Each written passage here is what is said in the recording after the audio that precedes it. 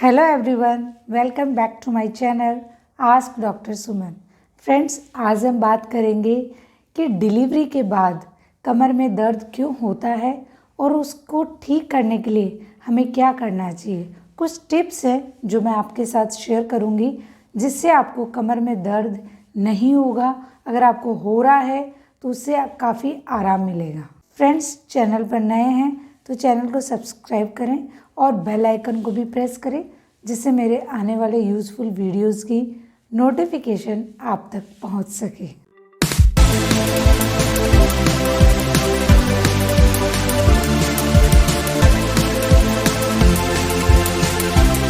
तो चलिए स्टार्ट करते हैं बिना किसी देरी के। तो कमर में दर्द डिलीवरी के बाद होना बहुत ही कॉमन है, चाहे वो डिलीवरी नॉर्मल हो या डिलीवरी सिजेरियन हो। तो दोनों ही चीज़ों में कमर में दर्द हो सकता है। ऐसा नहीं है कि आपको सिजेरियन हुआ है तो आपको कमर में दर्द होगा ही होगा, ऐसा ज़रूरी नहीं है। दोनों ही केस में अगर हम चीज़ों का ध्यान नहीं रखते तो आपको कमर में दर्द हो सकता है। कमर में दर्द होने के क्या क्या रीज़न्स हो सकते हैं? तो सबसे पहला और कॉमन जो रीज़न है वो है हार्मोनल चेंजेस। हाँ, ड्यूरिंग प्रेगनेंसी क्या होता है कि कुछ हार्मोन्स का इस तरीके से चेंज होता है कि हमारे लिगामेंट्स और जो मसल्स होती है वो लैक्स हो जाती है, यानी लूज़ हो जाती है। वो डिलीवरी के लिए प्रिपेयर हो जाते हैं मसल्स और लिगामेंट्स, तो उसकी वजह से भी आपको कमर में दर्द हो सकता है। सेकंड, अगर हम बात करें तो हमारा जो स्पाइन का कर्वेचर है वो भी चेंज हो जाता है। जैसे जैसे टमी बाहर आता है तो हमारा स्पाइन का कर्वेचर भी चेंज हो जाता है, तो उसकी वजह से भी आपको कमर में दर्द हो सकता है।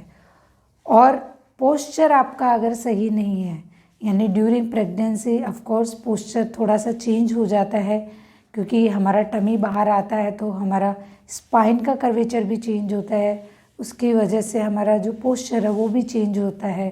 तो कोशिश करें अपना पोस्चर सही रखने की। तो पोस्चर अगर सही नहीं है उसकी वजह से भी आपको कमर में दर्द हो सकता है।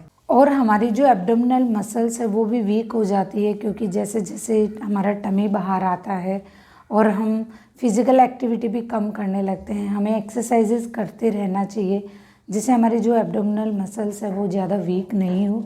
और एब्डोमिनल मसल वीक होती हैं तो उसकी वजह से भी कमर दर्द हो सकता है, क्योंकि हमारे जो स्पाइन को है वो abdominal muscles and back muscles दोनों स्टेबल करके रखती है। अगर एक भी मसल वीक होती है तो आपको बैक में पेन हो सकता है। अब हम बात करते हैं कि कमर के दर्द को ठीक करने के लिए हमें क्या करना चाहिए, इसका इलाज क्या है।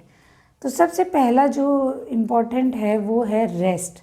आपको रेस्ट करना चाहिए, क्योंकि प्रॉपर अगर आप रेस्ट लेती हैं और आप प्रॉपर नींद लेती हैं तो हीलिंग भी फास्ट होती है। तो आफ्टर डिलीवरी आप एक तो स्ट्रेस ना लें और प्रॉपर तरीके से रेस्ट करें और अपनी नींद पूरी करें। जब आपका बेबी सोए तभी आप सोए, क्योंकि अगर आपकी नींद पूरी नहीं होगी तो हीलिंग का जो प्रोसेस है वो भी स्लो हो जाएगा। सेकंड, अगर हम बात करें तो आपको हीट थेरेपी लेनी चाहिए, यानी कि अगर आपके कमर में दर्द हो रहा है, मसल टाइट हो रही हैं, मसल पेन ही है ये, अगर मसल में अकड़न आ जाती है डिलीवरी के बाद तो उसको रिलैक्स करने के लिए हमें हीट थेरेपी लेना बहुत ज़रूरी है। आप जो हीट पैड्स आते हैं वो यूज़ कर सकते हैं, आप कमर पे लगाएं, उससे काफ़ी आराम मिलेगा। अगर वो नहीं है आपके पास तो आप गुनगुने पानी से नहाएंगे तो भी आपकी अकड़न है वो कम हो जाएगी मसल्स की, तो उससे भी काफ़ी रिलीफ मिलेगा आपको। तो आप या तो हॉट बाथ लें या फिर हीट थेरेपी लें, तो इन दोनों में से जो भी ठीक लगे वो आप कर सकते हैं, जिससे आपकी मसल्स है वो रिलैक्स होंगी, सर्कुलेशन बढ़ेगा और मसल में पेन भी कम होगा। नेक्स्ट हम बात करें तो मसाज। हमारे इंडिया में डिलीवरी के बाद मसाज लेना बहुत ही आम बात है और लेनी भी चाहिए, उसके भी कई फ़ायदे हैं। अगर आप मसाज लेते हैं तो उससे आपके क्या होगा कि सर्कुलेशन बढ़ता है, मसल्स है वो रिलैक्स होती है, मसाज देते टाइम उनकी स्ट्रेचिंग होती है, स्ट्रेचिंग से सर्कुलेशन बढ़ता है और धीरे धीरे जो अकड़न होती है वो कम हो जाती है और आपका जो पेन है, मसल पेन, वो भी कम होने लगता है। अगर आप मसाज लेती हैं तो आपको कमर दर्द में काफ़ी आराम मिलेगा।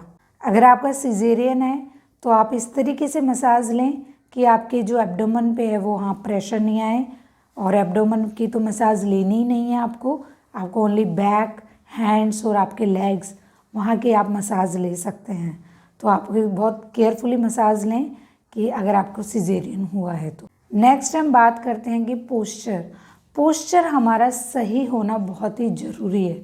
अगर आपका पोस्चर सही नहीं होगा तो आपका बैक पेन है वो बढ़ता जाएगा और बहुत लंबे समय तक आपका पेन रहेगा। तो आपको पोस्चर पे बहुत ध्यान देना है।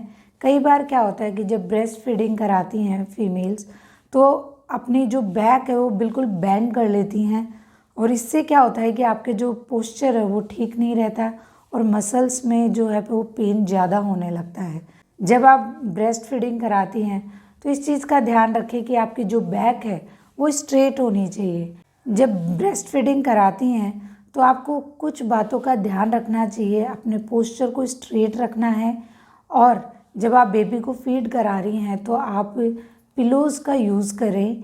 पिलोज़ पे 2 पिलो लें और उस पे बेबी को लेटा कर आप इस तरीके से फीड करा सकती हैं, जिससे आप बेंड भी नहीं होंगी, आपका पोस्चर भी स्ट्रेट रहेगा और बेबी को आप अच्छे से फीड भी करा पाएंगे। और जब आप बेड पे बैठ के कराती हैं आप बैक सपोर्ट भी ले सकती हैं। सोफ़े या काउच पर बैठ के कराती है तो वो ज़्यादा कंफर्टेबल रहेगा आपके लिए, क्योंकि अच्छे से बैक सपोर्ट भी मिलता है और आपका सिटिंग पोस्चर भी प्रॉपर तरीके से होता है। तो इस तरीके से आप इन चीज़ों का ध्यान रखें और जिससे आपका जो पोस्चर है वो सही रहना बहुत ज़रूरी है। एक्सरसाइज करना भी बहुत ज़्यादा ज़रूरी है, क्योंकि एक्सरसाइज करने से आपकी मसल्स की स्ट्रेंथनिंग होती है। ड्यूरिंग प्रेगनेंसी भी आपको एक्सरसाइज करनी चाहिए जिससे आपकी मसल्स है वो वीक नहीं हो, और आफ्टर डिलीवरी पोस्टपार्टम जो एक्सरसाइजेज हैं वो भी आपको बताई जाती है हॉस्पिटल्स में फिजियोथेरेपिस्ट से। तो वो एक्सरसाइजेज भी आप करें अपने घर में, जिससे आपकी जो मसल्स है बैक की उनकी स्ट्रेंथनिंग होगी, उन मसल्स का सर्कुलेशन बढ़ेगा और मसल्स रिलैक्स होंगी, जिससे आपको पेन भी कम होगा। तो इस तरीके से ये एक्सरसाइज भी करना बहुत ज़रूरी है। बहुत सिंपल एक्सरसाइजेज होती हैं, कोई बहुत ज़्यादा स्ट्रेस वाली एक्सरसाइजेज नहीं होती। अगर आपके सिजेरियन है तो उसके लिए आपको अलग एक्सरसाइजेज बताई जाएगी, जिससे आपके जो एब्डोमेन है उस पर प्रेशर नहीं आए और आपकी एक्सरसाइजेज भी हो जाएं और आपका बैक पेन भी कम हो जाए। तो फ्रेंड्स, ये था डिलीवरी के बाद कमर दर्द होने पे हमें क्या करना चाहिए। आई होप आपको बहुत अच्छे से समझ आया होगा। इस वीडियो को हम यहीं एंड करते हैं, मिलेंगे एक नए वीडियो के साथ। फ्रेंड्स, वीडियो अच्छा लगा तो इसे लाइक करें, शेयर करें एंड सब्सक्राइब करना ना भूलें। Thank you everyone, keep watching.